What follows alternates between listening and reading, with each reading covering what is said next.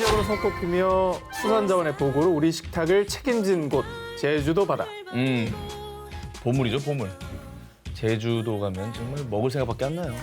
너무 먹을 게 많아. 살적이라서. 맞아. 그런데 이 제주도에서 정말 충격적인 일이 발생했는데요. 해양동물 생태보존연구소 연구원들이 드론으로 돌고래들을 관찰하던 중 저 돌고래 턱이 이상한데요? 왜? 턱이? 이상하게도 한 돌고래가 계속 입을 벌리고 있었습니다. 턱뼈가 부러진 것처럼 돼 있는데? 뭔가 턱이 이상하죠? 어머머. 지금 턱 모양이 완전히 바뀌었는데 악성종이암일 가능성이 좀 높아 보이지 않나 생각합니다. 흔히 말하는 암입니다. 왜 암에 걸렸지? 그것도 턱에? 돌고래가 왜 암에 걸려요? 네. 암으로 턱이 기형적으로 변한 돌고래. 그런데 이 일이 정말 충격적인 이유가 있습니다. 국내의 남방 큰 돌고래는 먼 바다를 떠도는 것이 아니라 제주 연안에서만 서식을 해서요. 제주 바다의 환경 상태를 잘 나타내주는 지표종으로 알려져 있기 때문입니다. 그러니까 그만큼 제주도 해양 상태가 좋지 않다. 요 이제 증거겠네요. 그렇습니다. 그래서 국내의 한 해양 환경 단체에서도 제주도 바다가 독성 화학 물질과 발암 물질로 오염된 문제를 지적했는데요. 바다가 왜 오염됐겠어요? 바다가 인간들이 뭐 거기다 뭐 버리고 쓰레기? 등 공장 그랬겠죠. 폐수 뭐 이런 것들 때문에 다 오염된 거죠. 그렇습니다. 실제로 2019년에만 약 1,500만 명의 관광객들이 제주도를 방문했고요. 제주도에 거주하는 인구 역시 계속 증가하는 추세인데요. 그러다 보니 문제가 발생, 하수 시설들이 감당하지 못한 오염된 생활용수와 공업용수가 그대로 바다에 흘러들어 바다를 오염시키고 있는 겁니다. 2018년 해양 오염 사고 통계에 따르면요. 제주 바다에 약 3만 리터의 오염 물질이 흘러들었는데 이 중에 87%가 하수 유출이었다고 합니다. 아이고. 와, 제주도가 인구가 60만 정도일 텐데 방문한 관광객이 1,500만이에요? 뭐 그 정도로 뭐 국제적인 명성을 떨치고 있지만은 네. 그 이제 그림자네요, 어떻게 보면. 그죠? 네, 어두운 면이 있는 거죠. 그리고 2017년 한국환경정책평가연구원 발표에 따르면 제주도 전역에 있는 해상 풍력 발전 단지도 해양 오염의 원인 중 하나로 지목되고 있다고 합니다. 발전기에 도료 등에서 화학 물질이 흘러들어가 이게 또 오염을 발생시킨다고 하네요. 도료가 또 문제구나. 돌고래는 진짜 너무 미안하다. 살면서 자기가 암에 걸릴 줄 알았겠어요? 암에 걸린 돌고래는 영롱도 오늘 처음 본 것 같아요. 그러니까 바다가 우리한테 좋은 것만 주는데 우리는 뭐 해만 끼치고 있네요.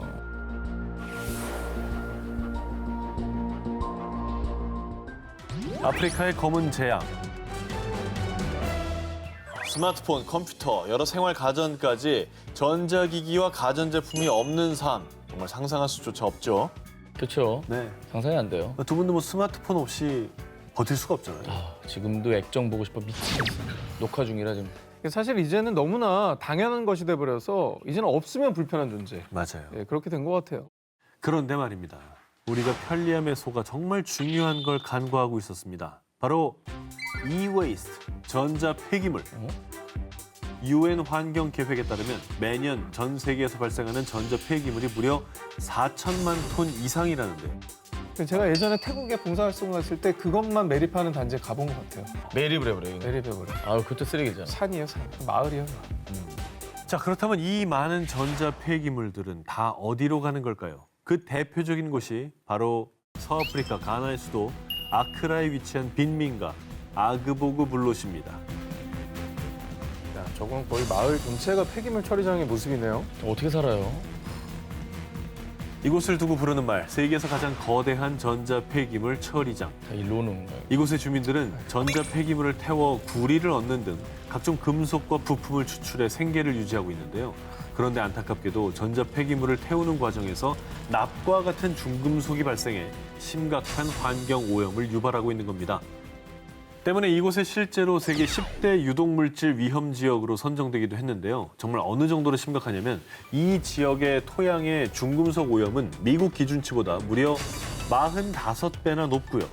이곳에서 키우는 닭이 낳은 달걀에서는 발암물질인 다이옥신 등이 검출됐다고 합니다. 이 정도다 보니까 이곳의 공기, 물, 흙, 사람들의 소변, 혈액, 심지어 모유에서도 오염물질이 다 발견되고 있다고 합니다.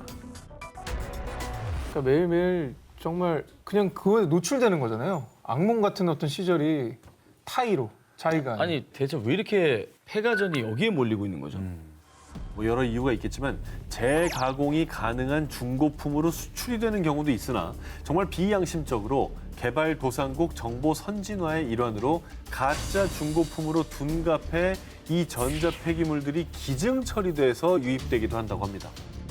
재미없네. 이제 쌓이다 보면 이제 더 이상 갈 데 없을 때 우리 옆에 쌓일 수도 있는 겁니다. 그렇죠. 그럼 무서운 생각까지 드네요. 우리가 개인이 할 수 있는 건 뭐가 있을까요? 전자 폐기물을 좀 최소화하는 거. 뭐 아예 없앨 수는 없겠지만. 그러니까 오래 쓸 제품을 좀 하나 좀 고장났다고 해서 바로 버리지 말고 좀 고쳐가면서 잘 쓰고 재활용 센터를 애용하는 것도 좀 도움이 될 것 같아요. 맞아요. 사실 저는 그런 건 있는 것 같아요. 그 새 시리즈 나올 때마다 강박적으로 얼리 어답터가 돼야 된다는 마음은 조금은 지양해야 될 것 같아요. 그러니까 당연히 새 모델 갖고 싶죠. 근데 사실 큰 차이 없어요. 근데 이게 또 다음 시리즈가 다다음 달에 나온다 그러면 마음이 벌써 불안해. 그런 문화만 조금 바뀌어도 폐기물은 줄어들 많이 줄죠. 잿더미가 된 지구의 허파. 2019년 8월 브라질의 낮이 사라졌다. 연기로 뒤덮인 상파울루. 이게 낮이라고? 한낮입니다. 헤드라이트를 켜고 다니는데? 2019년 7월 브라질 북부 아마존 열대우림 지역을 덮친 대규모 산불 때문이었습니다. 엄청난 산불이었죠 정말. 믿기 좀 힘들죠.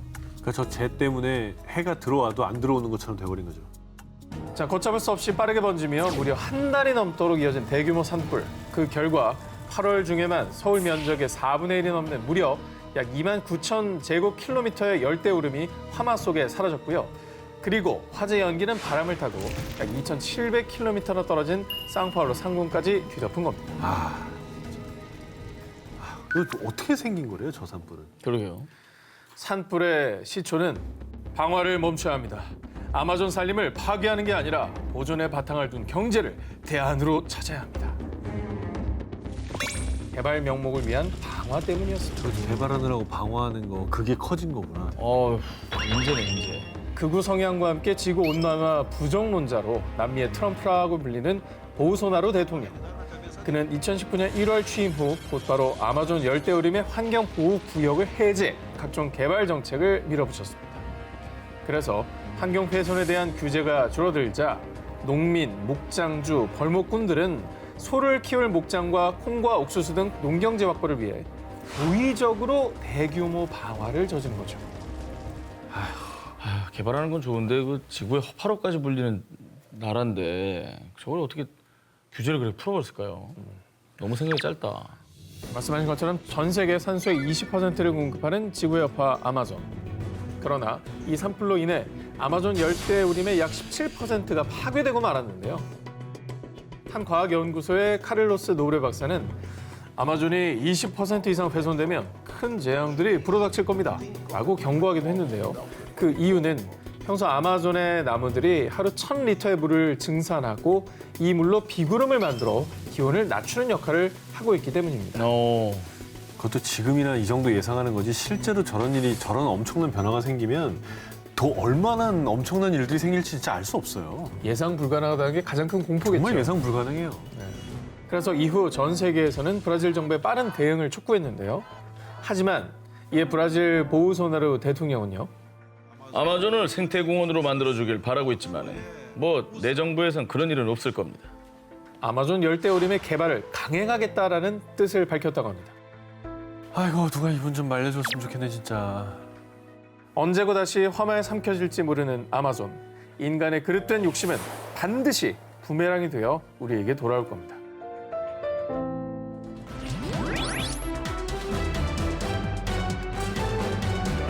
칠레 페토르카 지하수 고갈. 극심한 물 부족에 시달리고 있는 칠레 페토르카 지역. 그 이유는 바로 아보카도 때문이었습니다. 아보카도는 20가지의 비타민과 18가지의 아미노산 등 다양한 영양 성분이 함유돼 있어서요. 슈퍼푸드로 각광받으며 일명 녹색 황금이라고 불리고 있습니다. 자, 그런데 말입니다. 건강 푸드인 아보카도가 환경 파괴 주범이 되고 있습니다. 자, 그 이유 아보카도의 이름은 고대 아즈텍에서 물을 많이 지니고 있다라는 뜻인 아우아카틀에서 유래됐다고 전해지는데요. 실제로 아보카도를 생산하기 위해서는 아주 어마어마한 양의 물이 필요하다고 합니다. 100제곱미터 규모의 아보카도 농장을 운영하려면 하루에 무려 10만 리터가량의 물이 필요한데요. 자, 그래서요, 아보카도의 주요 경작지 중 하나인 칠레 페토르카 지역에서는 아보카도 재배 때문에 지하수는 물론 우물까지 말라버렸고요. 마을 주민들은 급수 트럭을 통해 식수를 공급받는 지경에 이르렀다고 합니다. 여기서 끝이 아닙니다. 아보카도는 산림까지 훼손하고 있는데요. 슈퍼푸드로 각광받는 아보카도를 더 많이 수확하기 위해서요. 아보카도의 주요 경작지인 멕시코 남서부 미초아칸주 산간 지역에서는 무분별하게 소나무를 베어내서요. 한 해 약 7제곱킬로미터의 숲을 파괴한다고 합니다. 근데 아보카도는 죄가 없잖아요. 그 아보카도를 더 많이 수확하려는 인간의 욕심 때문인 거고 네. 저 녀석은 원래 물을 많이 먹는 녀석이고 네. 이제는 우리가 아보카도를 먹으면서도 이런 생각 한 번쯤은 해봐야 되지 않을까 생각이 듭니다. 이어서 다음 특종입니다. 꿀벌의 천적이자 여름철 불청객으로 불리는 이것, 바로 말벌인데요. 사실 말벌이 꿀벌을 기르는 양봉가를 습격해 단순히 해충이라고 여기기 쉽지만요. 이 말벌은요, 곤충 생태계 최상위 포식자로 해충들의 개체수를 조절하는 생태계 조절자 역할을 한다고 하는데요. 그런데 말입니다. 생태계 조절자인 이 말벌이 이젠 숲이 아닌 도심에 나타나 사람들을 위협하고 있어서 문제가 되고 있습니다. 맞아. 특히 살인 말벌로 불리는 장수 말벌은 꿀벌보다 약 30배나 많은 양의 치명적인 독을 가지고 있는데요. 한 곤충학자에 따르면 장수 말벌의 독성은 사람의 적혈구를 파괴시키고 신장 기능을 망쳐 심할 경우 사망에까지 이르게 할 수 있다고 합니다. 아유. 실제로 2013년 7월 중국 산시성 일대에 장수 말벌 무리가 출몰, 주민들을 공격해 무려 40여 명이 숨지고 1,600여 명이 부상을 입는 사건도 발생했다고 합니다. 어마어마했네. 그럼 말벌은 왜 지금 도심에 출몰을 하게 된 건지 좀 얘기해 주시죠. 산업화로 인해 산림이 파괴되자 서식지를 잃은 말벌이 도심까지 출몰하게 된 거라고 합니다. 똑같네요. 똑같아요. 결국은 이제 말벌이 도심에 출몰하기 시작한 것도 결국 인간 탓이에요. 사람의 탓이죠. 그리고 또 다른 이유로 꼽히는 게요. 과학자들의 연구에 따르면 기후변화로 말벌의 변식력이 높아지면서 피해가 커진 것으로 보입니다. 예년보다 따뜻해진 날씨가 말벌의 번식률을 높였다고 합니다. 실제로 온난화로 한반도에 아열대 기후가 나타나면서요. 2003년도에는 동남아시아 등 아열대 지방에 서식하던 등 검은 말벌이 부산에 출몰. 이후 경기도, 강원도 등 영향력을 확대해 나가면서 빠르게 확산되기도 했다고 합니다. 생태계 질서를 무너뜨리지 않는 공생, 반드시 그 방법을 우리가 고민해야 될 겁니다. 정말 요새 열풍이죠. 나쁜 기름 잡아주는 좋은 오일, 크릴 오일을 가져왔습니다. 청정지역에서 서식하는 크릴에서 추출했습니다. 품절 임박 바로 서두르세요. 일명 혈관 청소부로 불리며 국내 홈쇼핑에서 불티나게 팔리고 있는 크릴 오일. 크릴 오일은요, 지구상에서 가장 깨끗한 청정 해역 남극해에 서식하는 갑각류 크릴에서 추출한 오일로요. 오메가3, 필수 아미노산, 단백질, 분해 효소 등이 함유돼 있다고 알려지면서 건강식품 원료로 각광받고 있죠. 근데 뭐 크릴 오일 좋다는 얘기는 이제 너무 이슈라서 많이들 들어보셨을 텐데 요즘에 부모님이나 지인 선물로 야, 이게 몸에 좋대 많이들 하더라고요. 건강식품 원료로 사랑받는 크릴. 이게 비록 크기는 작지만 남극 생태계를 지탱하고 있다고 해도 과언이 아닙니다. 남극의 먹이사슬 최하단에 있어서 오징어, 바다새, 펭귄, 고래 등 남극 생물 대부분을 먹여 살리고 있고요. 그리고 영국의 한 남극 연구소에 따르면 크릴은 대기 중에 이산화탄소를 흡수해서 심해에 침전시키는 역할을 하고 있는데요. 아이고. 크릴이 이렇게 침전시키는 탄소량이 무려 2,300만 톤. 엄청나죠? 고맙다. 이 양은 영국 전체 가정에서 1년간 배출하는 온실가스와 맞먹는 양이라고 합니다. 고마우신 분들, 진짜 고맙네요. 지구를 살려주신 분들은 그래서 탄소로 인한 지구 온난화를 막는 크릴, 아니 크릴 느님은 일명 지구의 영웅으로 불리고 있습니다. 어벤져스네. 아니 난 이렇게 주요 이제 먹잇감이라는 걸 알고 있는데 환경까지 보여주는 거거든요. 이산화탄소를 잡아서 내린대잖아요. 그런데 문제는요, 이 크릴의 인기가 치솟자 남극 생태계는 물론 지구까지 위협받고 있다는 겁니다. 1970년대 크릴 어업이 본격화된 이후에 크릴 오일 시장이 호황을 누리자 남극해에서 무분별한 크릴 남획이 이루어졌고요. 1970년대 이후 크릴의 개체수는 약 80%나 감소했다고 합니다. 진짜? 거의 다 없어졌네? 그렇죠. 그런 셈이죠. 그리고 크릴의 개체수가 급감하자 먹이를 잃은 펭귄 등 남극 생물들도 위기에 직면하게 됐고요. 게다가 지구의 이산화탄소를 흡수해 지구 온난화를 막던 크릴이 사라지면 이산화탄소 농도는 더 높아지고 지구 온난화는 가속화될 수밖에 없는 거죠. 아니 근데 한두 문제가 아니네요. 생태계도 위협하고 지금 지구온난화도 가속화시키고. 그리고 뭐 취재 중에 알게 됐는데 크릴 오일의 핵심 성분이 인지질. 이 인지질이 물과 기름에 잘 녹아서 몸에 필요한 불포화 지방산이 체내 흡수율이 높은 편이다라고 하거든요. 근데 이 기존 오메가3 제품에 비해서 불포화 지방산의 함량 자체는 낮은 편이라고 해요. 뭐예요? 그러니까 크릴 오일이 무조건 최고로 좋다. 이런 홍보에 현혹돼서는 안 될 것 같습니다. 저희가 꼭 지켜야 될 게 크릴 오일이 몸에 좋은 것도 사실이지만 환경을 파괴하는 측면도 있다라는 걸 저희가 알려드리는 거죠. 크릴을 소비해서는 안 된다. 크릴이 정말 나쁘다. 몸에 안 좋다. 이런 말씀을 드리는 건 정확하게 아니라고 그렇죠. 얘기를 드려야 될 것 같습니다. 오늘의 주제가 또 환경이니까. 네. 다행히 2018년 7월 전 세계 크릴 시장의 85%를 차지하는 크릴 어업체 연합은요. 2020년부터 남극해 크릴 조업을 제한하겠습니다.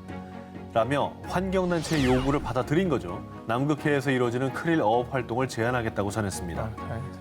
내 건강을 지키겠다는 욕심 때문에 지구를 위협해서는 안 되겠죠.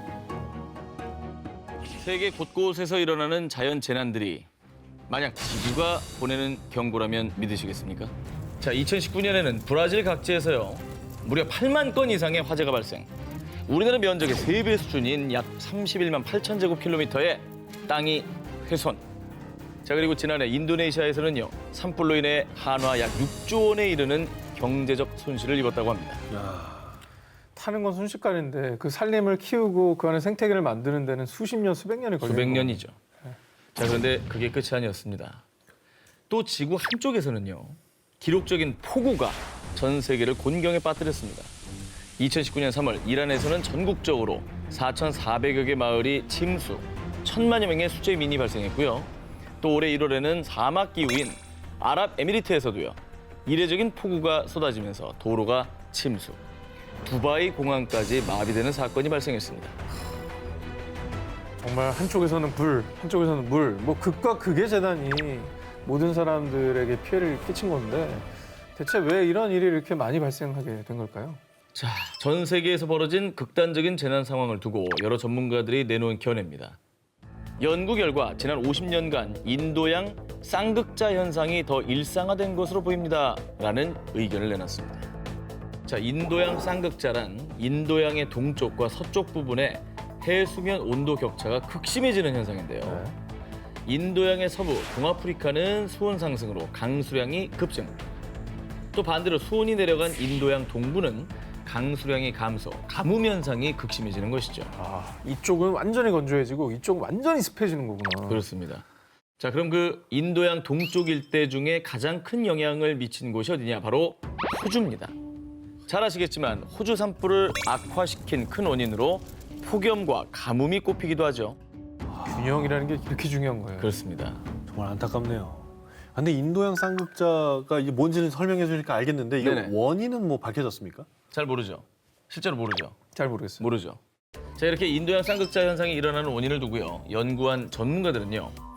지구가 뜨거워진 지난 50년간 인도양 쌍극자가 더 일상화됐습니다라며 지구온난화로 인한 재난에 무게를 두고 연구가 활발히 진행 중이라고 합니다. 지구가 뜨거워져서 빚어진 재난이 너무 많은 것 같아요. 우리나라에서도 어떤 재난을 번질지 자연재해가 일어날지 남의 얘기가 아니거든요. 지구가 보내는 경고를 우리가 이 사인들을 무시해서는 안 될 것 같습니다. 이게 마지막 경고일 수 있습니다.